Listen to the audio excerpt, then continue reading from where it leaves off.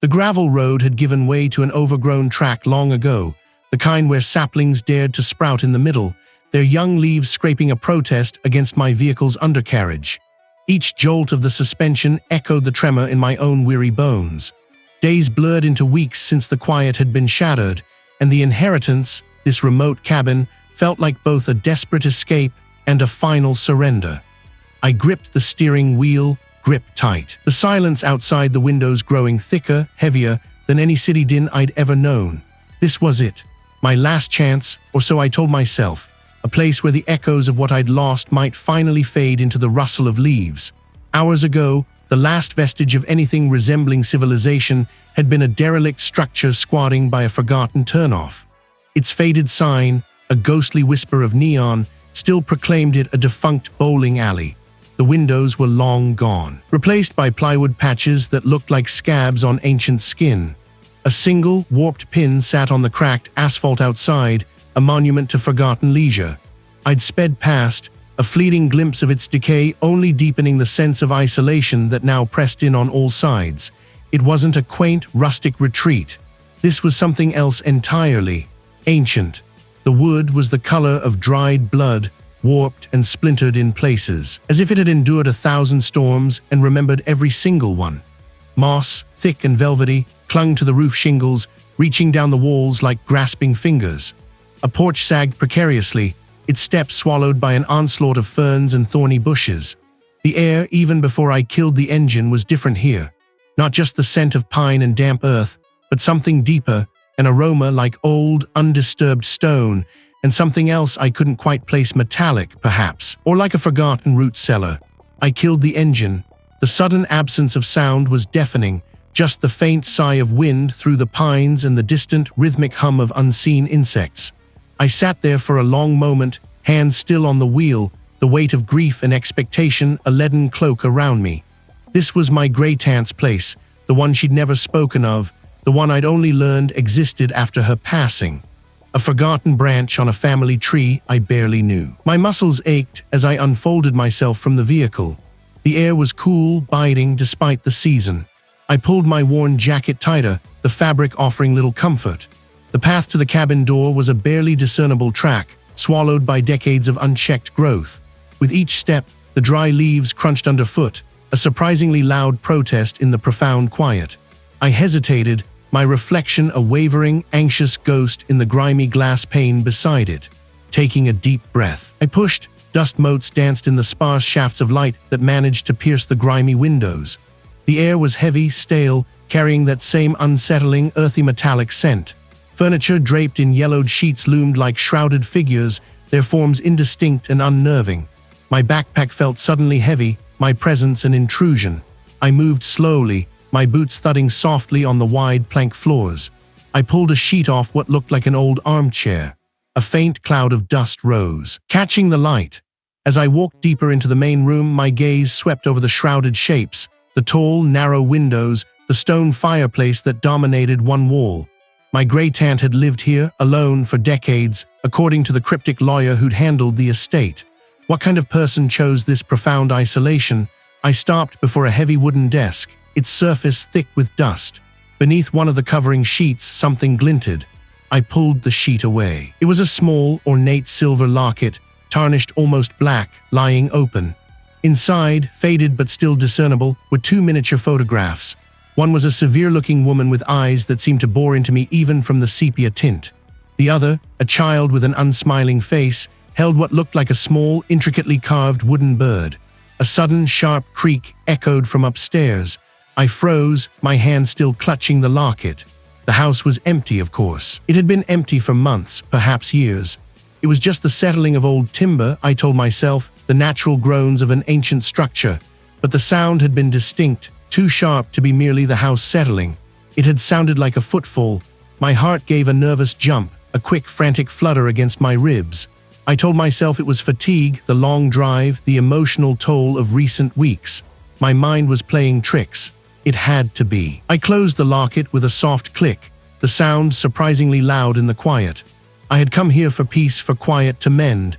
And despite the weariness, despite the unsettling atmosphere, a flicker of that determined hope remained. This was my inheritance. my new beginning. The cabin's scent, a cloying mix of damp wood and something vaguely metallic, clung to me even as I pushed open the warped front door. Dust motes danced in the slivers of sunlight that pierced the grimy panes, illuminating a history of neglect. My arrival had been less a homecoming and more an invasion. I dropped my duffel bag, the thud echoing too loudly in the silence, and surveyed the main room. A stone hearth dominated one wall, its more choked with cobwebs. The furniture, draped in bleached sheets, looked like forgotten ghosts. My first task was practical: water. The well pump outside groaned under my efforts, eventually spitting a rusty stream into my bucket. The cold water on my face, gritty with the taste of earth, did little to scrub away the pervasive chill that had settled in my bones. I spent the rest of the afternoon clearing away the worst of the dust, wiping down surfaces that felt slick with disuse. Each swipe of my cloth seemed to uncover another layer of stillness, another film of time. As evening approached, painting the distant pines in shades of bruised purple, a new kind of quiet descended. It wasn't the peaceful solitude I'd craved. It was an oppressive hush, as if the very air held its breath. The cabin creaked, a symphony of settling timber or perhaps something else. I told myself it was just the old house adjusting to a new occupant, yet the distinct drag I heard from the floorboards above, a slow, deliberate scrape, wasn't the house settling. It was too rhythmic, too heavy. My breath hitched. I froze, lamp held aloft, straining my ears. Nothing. Just the wind sighing through the eaves, or so I tried to believe. Sleep offered no respite. I woke with a gasp, the cabin still plunged in lamplit gloom, my heart racing. The next morning, driven by a restless energy I couldn't quite name, I began a more thorough exploration. The cabin wasn't large, just a main room, a small kitchen, and 2 bedrooms upstairs. It was in the smaller of these, tucked away behind a loose floorboard in the closet, that I found them, a stack of leather-bound journals, their covers brittle with age, tied with a faded ribbon. Beneath them lay a small wooden box, ornately carved, containing a handful of sepia-toned photographs and a crude hand-drawn map. My fingers trembled as I untied the ribbon. The journals, 4 in total, were filled with cramped, looping script. The ink had faded to a ghostly brown in places, but the words were still legible. Only Rolls, the keeper, the child, the sacrifice. My own lineage, a vague, dusty thing in my mind, suddenly felt sharp, menacing. The photographs were equally unsettling. One showed a severe-faced woman, her eyes wide with an almost frantic apprehension, standing before this very cabin. The map was what truly piqued my interest. It was rough, detailing the area around the cabin. Marked with an X was the cabin itself, and a short distance away, another circled label, defunct bowling alley. The words sent a strange shiver down my spine. Why would someone bother to mark that? It felt like a deliberate breadcrumb, an invitation. A sudden sharp rap against the kitchen window shattered my focus. I jumped, the journals scattering from my lap. My gaze shot to the window. The rap had sounded like a knuckle on glass, distinct and deliberate. I walked slowly to the window, peered out. The woods stood silent, impenetrable. There wasn't even a squirrel. I tried to rationalize it, a branch, a gust of wind. But the air in the cabin had grown heavy, thick with an unseen presence. They weren't words, not exactly, but a low, guttural murmur that seemed to emanate from the walls themselves, from the very floorboards beneath my feet. My rationality, once a sturdy shield, began to fray at the edges. Was I truly hearing things, or was the cabin itself beginning to speak? The isolation I had sought now felt less like a refuge and more like a cage, its walls closing in. Each floorboard groaned under my weight, a protest from the long-dormant wood. The air, thick with the smell of decay and something sharper, like old metal, felt heavy in my lungs. I spent the rest of that first day in a daze, sweeping away decades of dust, scrubbing at grimed window panes that reluctantly offered glimpses of the encroaching forest. The isolation was a balm. At first, the silence a blanket, but that night the blanket became a shroud. I drifted into sleep, exhausted, only to plunge into a nightmare that felt more like a memory I'd never lived. I was not in the cabin. Instead, I stood on a sticky, grimy floor, the air thick with the cloying scent of stale beer and something vaguely chemical. Above me, fluorescent lights flickered erratically, casting the scene in sickly yellow and gray. This was a defunct bowling alley. Lane numbers were peeling paint, the pins at the far end were mere ghostly outlines in the gloom, and the ball returns were rusted, silent moors. A low, resonant hum vibrated through the soles of my bare feet, a sound that seemed to originate from the very foundations of the building. It wasn't mechanical, it was biological, a deep, guttural thrum. I tried to move, but my feet were rooted. My gaze was drawn to the dark space behind the pins, where the machinery should have been. It swallowed the weak light, pulling at the edges of my vision. It spoke of hunger, of ancient roots buried deep. It wasn't the air, it was something else, something within the air. I wanted to scream, to run, but my throat was a desert, my limbs leaden. Then a sharp crack, like a bowling ball hitting a skull, echoed through the cavernous space, and I lurched awake. Sweat plastered my hair to my forehead, and the metallic tang of fear coated my tongue. The dream, it had been so real. I pushed myself up, my hands trembling as I fumbled for the lantern beside the bed. I told myself it was just stress, a vivid nightmare brought on by the unfamiliar surroundings and the strain of grief. But then I heard it. A faint scraping sound, like claws dragging across rough wood, coming from directly above me. The cabin only had one floor. My breath hitched. I held absolutely still, straining my ears. It wasn't an animal, it was too deliberate, no answer. Only the ringing in my ears and the thudding of my own pulse. I sat there for what felt like an eternity, the lantern clutched tight, until the first sliver of dawn painted the window panes. The next day, the unease gnawed at me. I tried to distract myself, exploring the small property, chopping firewood, but every rustle of leaves, every creak of the cabin, sent a jolt of apprehension through me. I kept telling myself it was nothing, that the cabin was just old, settling. But the rationalizations felt thin, transparent. That night, the nightmares returned, equally vivid, though they spared me the defunct bowling alley. Instead, I was trapped within the cabin, the walls pressing in, the air growing impassably thick. I couldn't make out words, but the intent was clear: get out. I don't belong here. They were real, faint, just beyond the threshold of hearing, but undeniably there. A low, sibilant hiss that seemed to emanate from the very timbers of the cabin. I swung my legs over the side of the bed, my feet hitting the cold floorboards. I yanked my foot back, scrambling into my boots, my heart leaping into my throat. My sleep was a fractured landscape of fear. I'd whirl around, only to find empty air, the faint scent of damp earth and something acrid, like burnt sugar, hanging for a moment before dissipating. One evening, as I sat by the small, crackling fire trying to read a book, the pages of which blurred before my eyes, I felt it again. A distinct pressure on my shoulder, as if a hand had been placed there. Not heavy, not firm, but undeniably there. I froze, my muscles locking.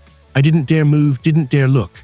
I felt a profound sense of being watched, not just by one presence, but by many, all of them ancient, all of them hungry. The cabin wasn't just an old building. It was a vessel, a threshold. And whatever had been dormant here was now awake, and it knew I was here. It was no longer a question of if something was here, but what it was, and what it intended to do with me. The days, a merciful shroud that had dulled the edges of the previous day's unsettling discoveries, lifted with the first sliver of dawn. I woke with a jolt, the lingering scent of damp earth and something acrid, like burnt sugar, clinging to the rough wool blanket. Sleep had been a fractured thing, riddled with indistinct murmurs and the sensation of being watched from the corners of the room.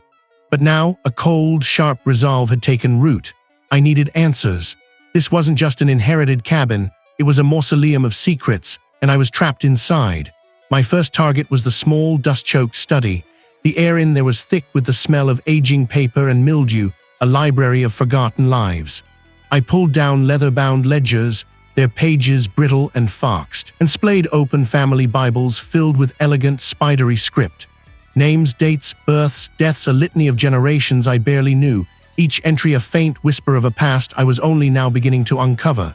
My fingers, stained with the fine grit of decades, traced the genealogies, searching for an anomaly, a repeated name, a sudden disappearance. It was slow, painstaking work. The cabin seemed to resist my efforts. A stack of old newspapers, bundled with twine, toppled from a shelf with a sudden crash, scattering yellowed broadsheets across the floor. I jumped, my breath catching in my throat, then knelt to gather them, dismissing it as the house settling. A few minutes later, a heavy tome on local folklore, which I distinctly remembered placing face down on the desk, was now closed and back on the shelf, wedged between two unrelated volumes. My brow furrowed. I must have been more tired than I thought, my memory playing tricks. I found a small, leather-bound journal tucked away in a false bottom of a desk drawer. Its cover was smooth, worn from handling, and the pages within were filled with a hurried, almost frantic hand. The entries were sparse at first, detailing mundane daily life, but then the tone shifted. One entry, dated nearly a century ago, spoke of a desperate attempt to appease the ground and a sacrifice at the old gathering place. Beneath it, a crudely drawn map, faint and smudged, indicated a location several miles from the cabin. I needed to see this alley. I needed to understand. I grabbed my keys, a worn jacket, and my phone, which predictably showed no signal. The old pickup truck, a relic left by the previous owner, coughed to life after several hesitant turns of the ignition. The engine sputtered, a rough, uneven rumble, but it held. I pulled out of the overgrown driveway, the gravel crunching under the tires, and onto the narrow dirt track that served as the only road. The forest, a dense wall of ancient pines and skeletal hardwoods, pressed in on both sides, the branches interlacing overhead like a skeletal canopy. The journey was a battle against the growing sense of wrongness. The truck's headlights, dim and yellow, seemed to shrink the world to a tunnel of pale light. The road, which I remembered as relatively clear, was now strewn with fallen branches, forcing me to slow to a crawl. The undercarriage scraping ominously at times. Twice, I had to stop and clear away larger limbs, my hands trembling as I worked. Then the truck began to falter. The engine sputtered again, a dry, choking sound, and the dashboard lights flickered erratically. I pressed the accelerator, but the power was gone. Panic began to claw at my throat. I was miles from the cabin, miles from anywhere, and the forest felt like it was closing in. I could walk. I had to walk. Map in the journal was etched into my mind. I knew the general direction. The silence was deeper now, the kind that presses against my eardrums until they ache. I started walking, the beam of my phone's flashlight a pathetic spear against the overwhelming black. My boots crunched on the gravel, each sound amplified, swallowed by the vastness. My breath came in ragged gasps, my heart racing. After what felt like an eternity, the trees finally began to thin, giving way to a clearing. In the weak glow of my phone, I saw it. A dilapidated structure, its roof caved in, windows shattered like missing teeth. This was it, the old gathering place, the defunct bowling alley. Its decaying facade was a testament to neglect, a ghost of forgotten leisure. The air here was thick with the smell of stagnant water, decaying wood, and something metallic like rust and old blood. I pushed through a warped, rotting door, splintered wood groaning in protest. The long, polished lanes were barely visible beneath a thick layer of dust and debris, punctuated by fallen ceiling tiles and the skeletal remains of pin-setting machinery. The faint outlines of old scoreboards hung crookedly, their numbers long faded. I swept my phone's beam across the interior, searching, my hands shaking. The journal mentioned a small, hidden alcove. I moved cautiously, my footsteps echoing unnaturally in the cavernous space. I found it eventually, a small, recessed space behind what looked like the old shoe rental counter. Inside, nestled among cobwebs and broken glass, was a small wooden box. My heart leaped, but just as I was about to grasp it, a sudden, violent gust of wind ripped through the building, even though there was no open window or door nearby. The box was snatched from my reach, tumbling across the dusty floor. It skidded to a stop near the far end of a lane, right where the pins would have stood. I scrambled after it, my breath catching in my throat. As I neared, a low, guttural growl vibrated through the floorboards, a sound that seemed to come from the very earth beneath my feet. The box began to vibrate, then splinter and crack, as if an unseen force was crushing it from within. I watched, horrified, as the wood twisted and groaned, until with a final, sickening crunch, it collapsed into a pile of blackened, useless splinters and dust. Whatever was inside, whatever clue it held was gone, erased. My escape had been thwarted, my research destroyed. The entity wasn't confined to the cabin, its reach extended, vast and malevolent, across the wilderness.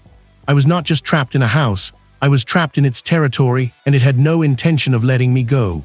My phone, which predictably was a dead weight in my hand, its screen a black mirror reflecting only my anxious face. No signal, of course. The battery icon blinked a final, mocking red before dying completely.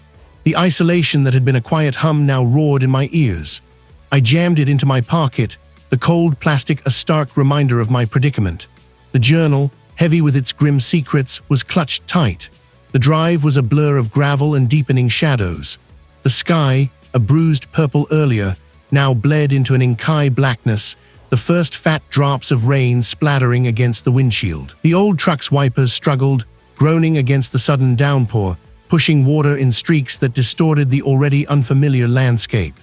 My breath hitched in my throat with each creak of the suspension, each crunch of tire on stone. I felt watched, not by eyes in the trees, but by something far older, far more patient, a presence that seeped from the very ground itself. After what felt like an eternity, the headlights cut through the gloom, illuminating a hulking, skeletal structure barely visible through the thicket of overgrown kudzu and skeletal branches. Its sign, a rusted metal relic, hung askew, the painted letters faded into illegibility. Windows, long shattered, gaped like empty eye sockets, reflecting the truck's lights as broken, accusing stares. The entire building sagged under the weight of decades of neglect, a monument to forgotten leisure. A faint, cloying scent, like wet earth mixed with something metallic and sickly sweet, wafted through the cracked window, making my stomach churn. The truck's interior suddenly felt too small, too vulnerable. The entrance, a pair of once-grand double doors, now hung lopsided on rusted hinges, a gaping more inviting me into its decaying interior. Inside, the air was thick, heavy with the stench of mildew, stale wood, and something else, a faint, almost imperceptible tang of decay that prickled at the back of my throat. My flashlight beam cut through the absolute blackness, revealing a cavernous space. Dust motes danced in the light, thick as snow. The pinsetters at the far end were monstrous, dormant machines, their intricate mechanisms coated in a fine layer of grime like mummified spiders. The journal had spoken of the alley, singular. I walked slowly, my footsteps echoing unnervingly. The sounds of the rain outside seemed muffled, distant, as if I had stepped into a different dimension, a pocket of forgotten time. I passed rows of decaying seating, overturned tables, and what looked like a shattered concession stand, its display cases empty. Then I saw it. Tucked away in a far corner, partially obscured by a fallen section of the ceiling, was a single, narrower lane. Unlike the others, this one seemed almost preserved, cleaner, as if it had been maintained long after the rest had fallen into ruin. And at its end, instead of a typical pinsetter, stood a small, crudely built wooden altar or pedestal, barely visible in the dim light. My heart hammered against my ribs, a frantic drumbeat. This was it, the alley. I approached cautiously, my flashlight beam trembling. The altar was rough-hewn, scarred with what looked like ancient carvings, deep gouges that formed symbols I didn't recognize but felt instinctively were wrong. On top of it, partially hidden beneath a layer of dust, was a small, lead-lined box, sealed with a rusty latch. It gave way with a screech of metal, revealing its contents. The ledger felt impossibly old, its pages yellowed and fragile. I opened it, my breath catching in my throat. The script was an elegant, looping hand, familiar yet alien, the same as the journal I carried. It was a family register, not of births and deaths, but of agreements. It detailed a solemn covenant, a binding agreement with the earth hunger, an entity dwelling beneath this very land, in exchange for the family's prosperity. For fertile crops and protection from the harsh winters, a tithe was to be paid, not in coin but in life. Every few generations, a chosen individual, a child of the lineage, was to be offered, their essence absorbed to appease the hunger, to keep the balance. My eyes scanned further down the list, names I recognized from the family tree at the cabin. The missing relatives. They hadn't disappeared, they had been given. My gaze snagged on the last entry, scrawled in a frantic, desperate hand just a few decades old. My grandfather's name, and beside it a single horrifying word, unfulfilled. The ledger slipped from my grasp, clattering to the dusty floor. My legs felt like jelly.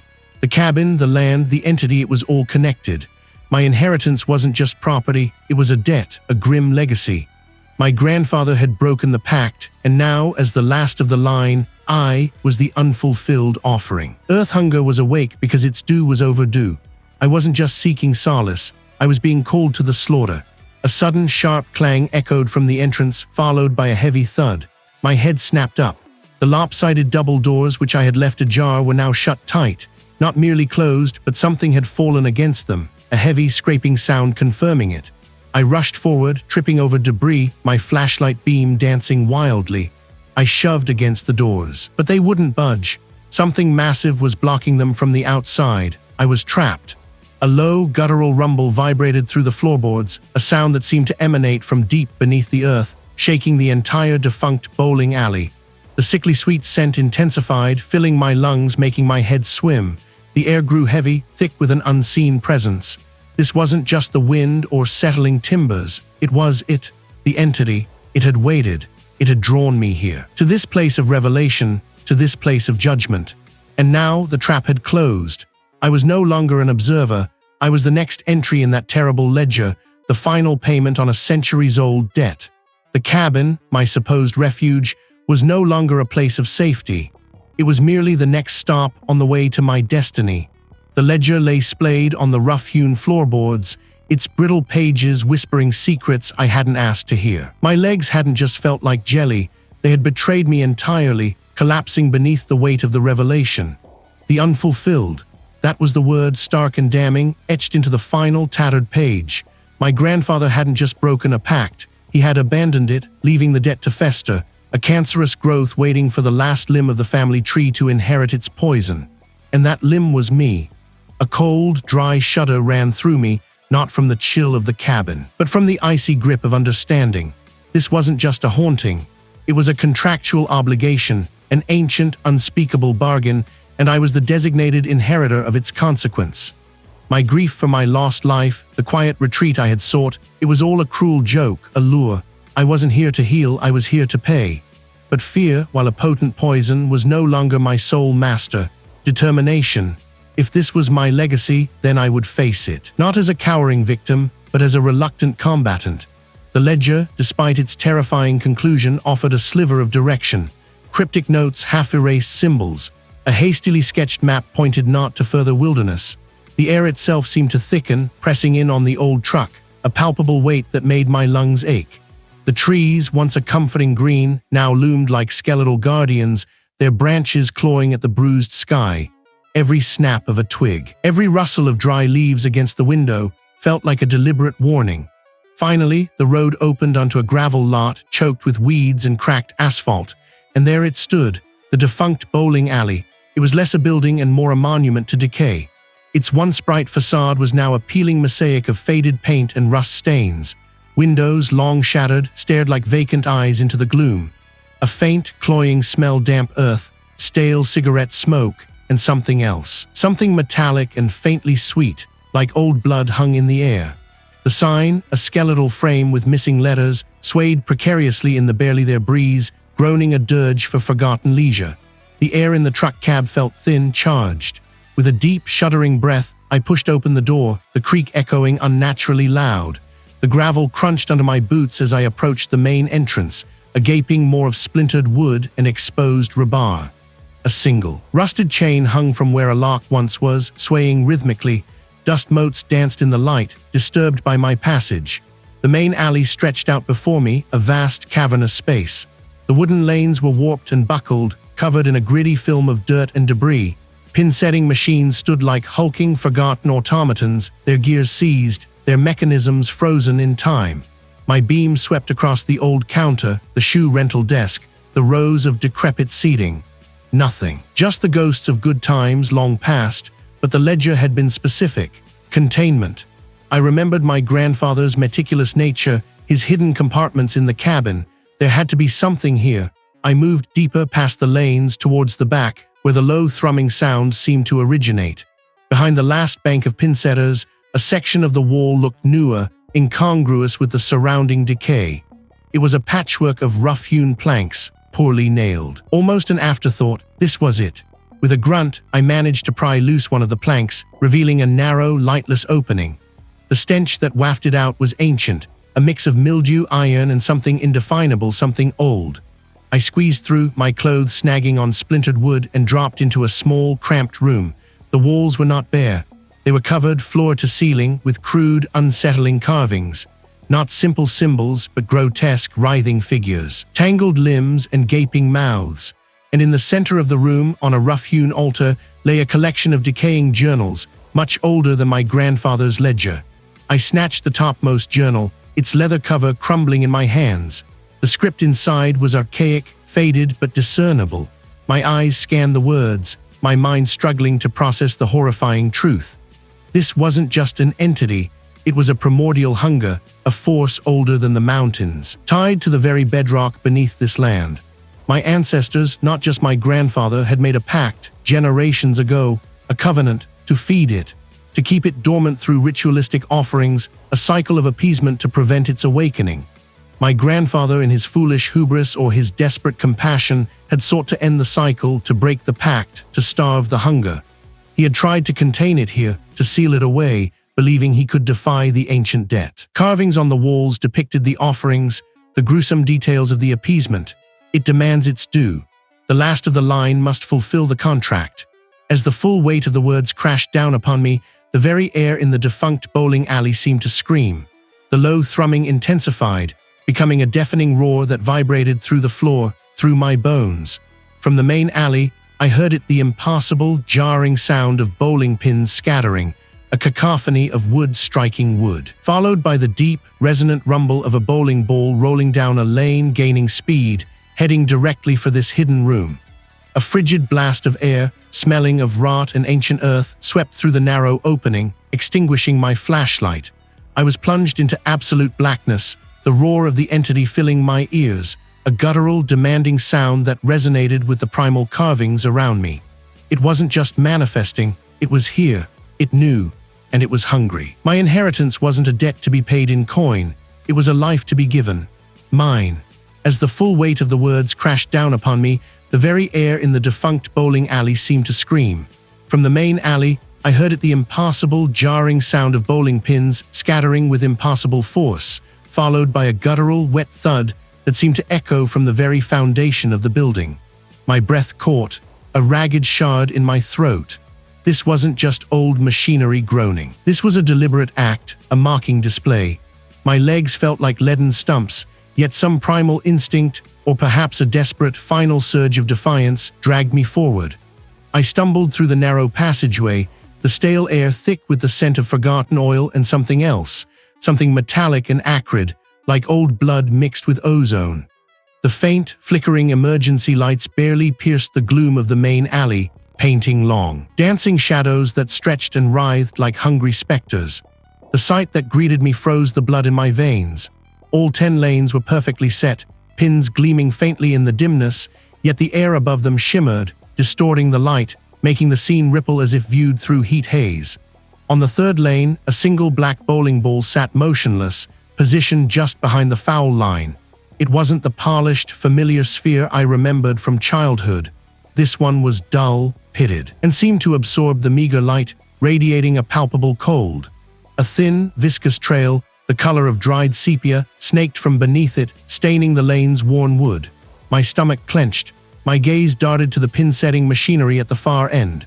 It hung in grotesque suspension, half-lowered, half-raised, gears locked in a silent scream. A faint, almost imperceptible scratching sound emanated from within its rusted housing. It was then I noticed the small, discolored patch on the wall beside it, a section of peeling paint and grimy wallpaper that seemed to conceal something. My fingers, numb and trembling, traced the outline of a hairline crack. Driven by a sudden, frantic clarity, I clawed at the surface. The wallpaper tore away in brittle strips, revealing not plaster, but a thin, warped wooden panel. Behind it, a shallow recess. My heart hammered against my ribs, a frantic bird trapped in a cage. Inside, nestled amongst cobwebs and dust motes, lay a small, leather-bound book, its cover embossed with a symbol I recognized from the cabin's ancient carvings, a jagged, angular spiral. I pulled them out, the leather dry and cracked beneath my touch. The book fell open to a page marked with a dried, pressed flower. The script was my ancestors', looping and precise, but the language was a forgotten dialect, interspersed with unsettling diagrams. One diagram in particular caught my eye, a crude drawing of the spiral symbol, surrounded by a ring of smaller, radiating lines, and beneath it, a sequence of specific, rhythmic movements, almost a dance, accompanied by a short, guttural chant. A ritual, a method of binding, this was it. The reveal/discovery. Not a banishment, not an annihilation, but a binding. A way to contain what had been unleashed. The ancestor hadn't destroyed it, they had merely caged it, and I, in my grief-addled quest for answers, had inadvertently sprung the lock. The thrumming intensified, rattling the very teeth in my skull. The The black bowling ball on the third lane began to roll, slowly at first, then gaining momentum, carving a perfectly straight path towards the pins. It struck with a resonant crack, sending the pins flying not outward, but inward, collapsing into a heap of splintered wood and phantom noise. The air grew impossibly heavy, pressing down on my chest, stealing my breath. My hands shook, but my resolve hardened. This was my legacy, my responsibility. I had to try. I moved to the center of the main alley, directly beneath the warped, sagging ceiling. The silver locket, clutched in my other hand, grew warm against my palm. I began to move, mimicking the diagram's strange, angular steps. The chant was a harsh, rhythmic repetition, a series of guttural sounds that felt alien on my tongue, yet strangely familiar, as if resonating with something deep within my own blood. As I chanted, the defunct bowling alley responded. The thrumming became a deafening roar, a sound that seemed to tear at reality. The lanes themselves seemed to writhe, the old wood groaning and splitting. Phantom bowling balls streaked down the lanes, invisible yet their impact echoing like thunder, sending unseen pins crashing. The smell of ozone and damp earth intensified, filling my nostrils, making my eyes water. I staggered, but kept moving, kept chanting. My head swam, my vision blurred at the edges. There was the room spinning, or was it just me? The entity was fighting back, its presence a suffocating shroud, a clawing despair that tried to pry open the raw wounds of my grief, to drown me in sorrow and fear. "Keep going, user, a voice, impossibly my own, screamed inside my head. "Finish it." I pressed the silver locket to the center of my chest, feeling the cold metal sear my skin. The final sequence of the ritual demanded a sacrifice, a connection. I closed my eyes, picturing the jagged spiral, feeling the entity's malevolent energy trying to rip through my defenses. My voice cracked, raw and hoarse, as I delivered the final, binding phrase. A searing pain lanced through my chest, radiating from the locket. The roar in the defunct bowling alley peaked, a crescendo of pure, unadulterated rage and agony, then abruptly, violently, snapped. The emergency lights held steady, casting a weak, unwavering glow. The smell of ozone faded, replaced by the familiar dust and decay. The lanes were still, the pin-setting machinery frozen. The black bowling ball was gone. The sepia trail on the third lane had vanished. I stood there, swaying, drenched in sweat, my body trembling uncontrollably. My chest ached, a dull, persistent throb where the locket had pressed. I opened my eyes slowly, scanning the defunct bowling alley. Everything was as it had been before, quiet, abandoned, derelict. But the thrumming was gone, or were they merely dormant, bound? The book, still clutched in my other hand, seemed to hum with a low, resonant energy. I had done it. I had confronted it. It was merely a new beginning, a new burden. The entity was contained, but it was still here. And I, user was inextricably tied to it. My voice cracked, a thin, reedy sound swallowed by the roaring in my ears. The silver locket grew scorching hot against my sternum, branding me. I felt the jagged spiral, not just in my mind, but etched into my very bones, a path for something to tear through. The entity screamed, a soundless shriek that vibrated through the cabin's ancient timbers, through the earth itself. It was rage, pure and boundless, as its grip on this realm, on me, was challenged. I pushed back, a desperate primal force, fueled by grief and a sudden, terrifying will to live, not just to live, but to not be consumed. The energy surged, a maelstrom of ice and fire ripping at the edges of my perception. I tasted dust and copper. My vision blurred, then sharpened, showing not the cabin, but a swirling vortex of shadow and ancient, hungry eyes. I poured everything into the locket, into the symbol, a desperate prayer, a binding. The scream intensified, then fractured, collapsing inward like a dying star. A profound silence descended, thick and suffocating, leaving only the ringing in my ears and the phantom ache of 1,000 unseen wounds. I don't know how long I lay there, crumpled on the cabin floor, or how I eventually stumbled out. The world felt wrong, tilted.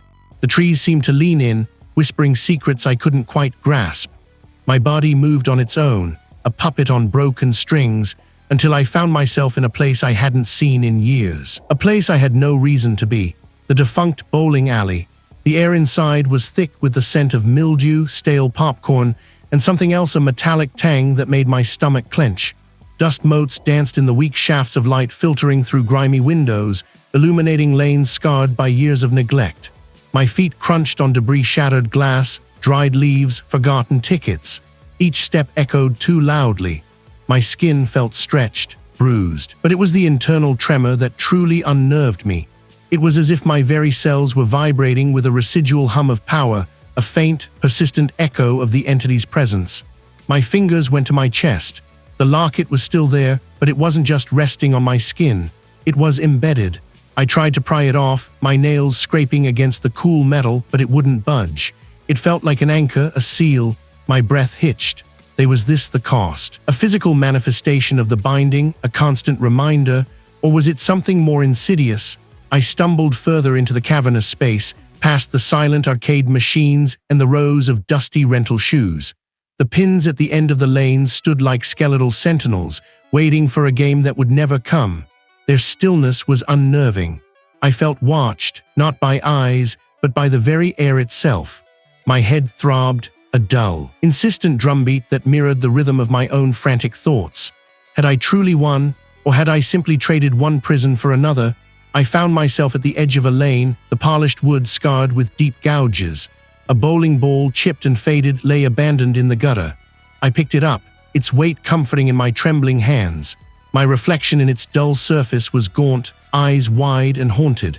But something else was there too. A flicker of something ancient, something other, deep within my own pupils. It was fleeting, a trick of the light, but it made my stomach drop. It wasn't just a binding of the entity, it was a binding to it.